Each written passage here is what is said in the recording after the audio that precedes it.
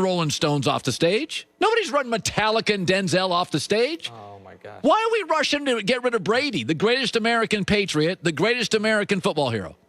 It's the greatest American patriot. Okay. All right. Yeah, listen, there's two people in America that need to retire.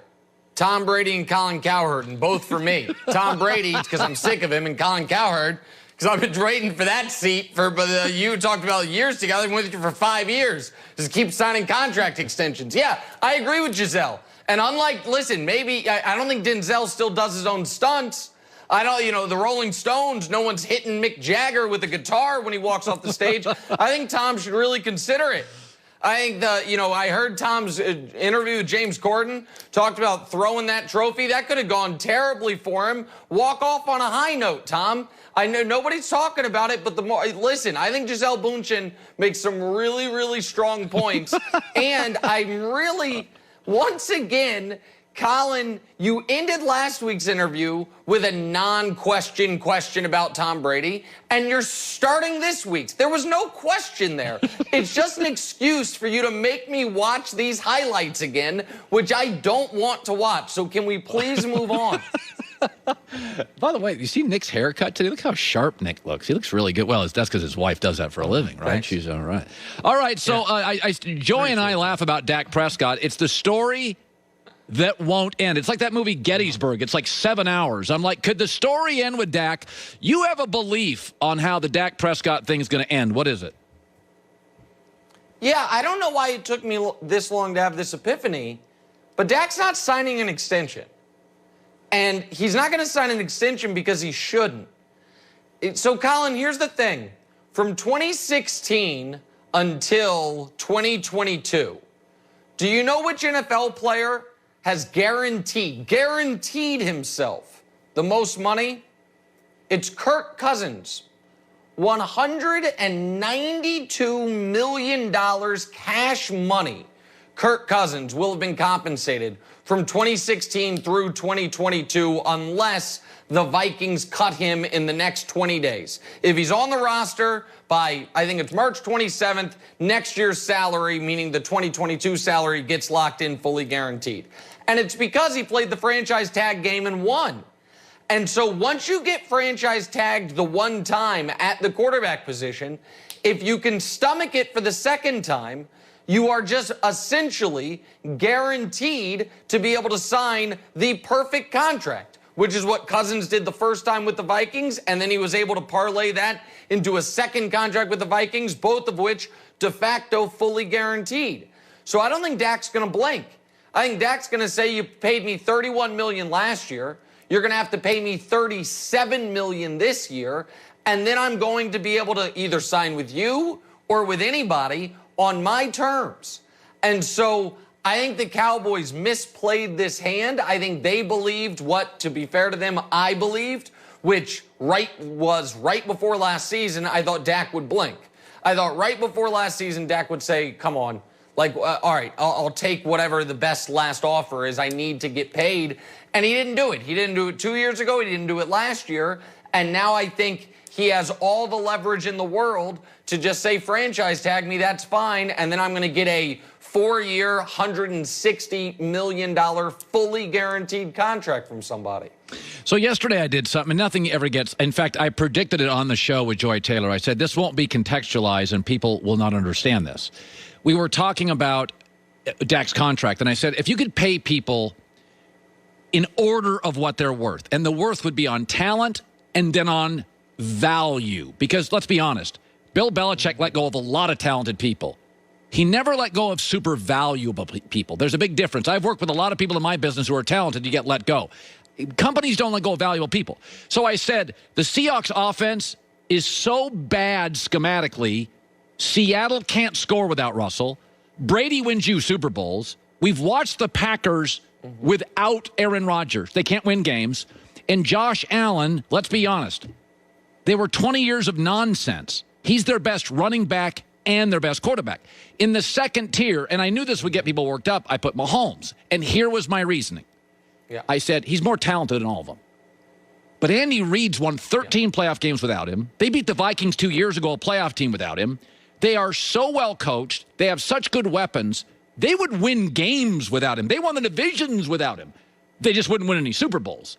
So his talent is an A+, but in terms of the franchise would be Titanic without him, no, they just wouldn't be special. And everybody looked at that and went, I'm literally canceling you. And I thought, is that an outrageous opinion? Yes, it's an outrageous opinion. Okay. And also, I really like what you did there, which is one of my favorite moves at the very beginning, which is I'm being attacked for this opinion, not because it's a terrible one, but because people don't understand how brilliant it is. I go to that move a lot. It's not always correct. Sometimes it's I'm being attacked for this opinion because the opinion's terrible. And you have recreated this Chiefs dynasty pre-Mahomes that didn't exist.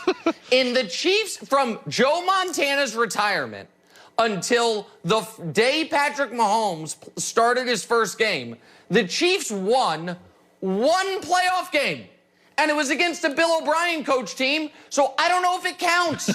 They won one. Andy Reid, he wins divisions. Well, yeah, and he won one playoff game with Alex Smith. A single, solitary playoff game.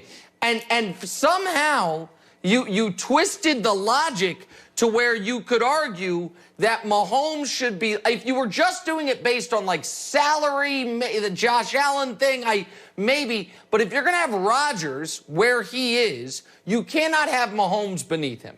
So no, Colin, you were not attacked for this because it was, you got unfairly edited on Twitter. You were attacked for this because it's wrong. All right. And dare I say, I think you need to issue an apology because I'm not for canceling people, but I think this is cancelable. I really do. I think it's such a bad opinion. And finally, you are more stylish than me. I'm not real, I'm an accountant who has a talk show. I like business. You're bored to death with it. You've got a lot of flash and sizzle. You're the Zach Levine of talk show hosts. I'm the Chris Paul. But here's the thing. Chris Paul goes to Phoenix. They were a mess forever.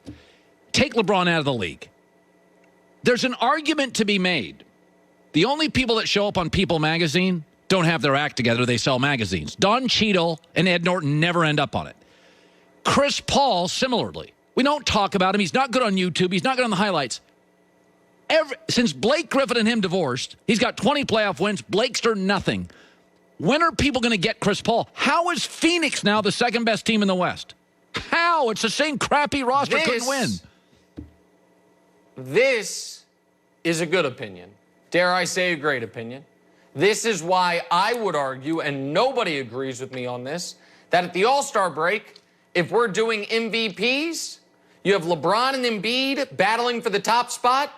If I had a ballot, Chris Paul would be third. Don't care what his stats say. Don't care that he averages in the low teens in points. This guy impacts winning as much as anyone in the league not named LeBron James. Yeah. You absolutely are correct. The gaudy numbers are not there, but he understands how to control games. He understands how to help get the most out of his teammates. He is as good at the end of games as anybody. Look, Oklahoma City last year was supposed to be tanking. Yeah. He dragged them to the postseason.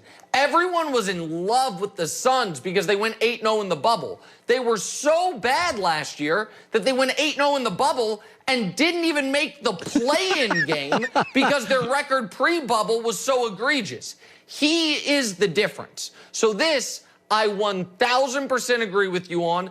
I think you can make the argument he is the second greatest truly small guy in NBA history behind only the original Isaiah Thomas. And by the way, there are a lot of similarities to him and Zeke, which is the numbers don't show you their true impact and control of a basketball game. So on the Chris Paul thing, I 1,000% agree with you. I don't know why Zach Levine and I got drive-by'd on that, but we'll set that aside. I agree with you 1,000% on Chris Paul. The minute that came out of my mouth, I felt terrible. Because Zach Levine's from the Northwest, so I always kind of root for him, and you're my friend. That was kind of a terrible thing to say. Yeah, you're talking extemporaneously, and sometimes stuff comes out you feel bad about. It happens. It's 5 years, by the way. When you're talking about people being with you, I thought about this. Coming up April, it's me and my wife's, I should know this, 8th year anniversary, but it's your and my 5-year anniversary. How about that? You mean you coming on the show? You're never going to boo me. Boo! Yeah, you and I. 5 years in April. Yeah. Wow, that's something. Hey, I'm not leaving you, and you're not booing me. That's something. It's something. I don't know what it is, but it's something. I'll talk to you later. All right, buddy. Nick Wright, first things first. So I had a terrible opinion and a good one. Yeah, both. That's what this show is. A little bit of 3 hours of talking a day. Coming up next, Jets put a for sale sign up. New York Jets control the draft, put a for sale sign up. Talk about that next. Any credit card can offer cash back. Only Discover matches all the cash back you earned into your first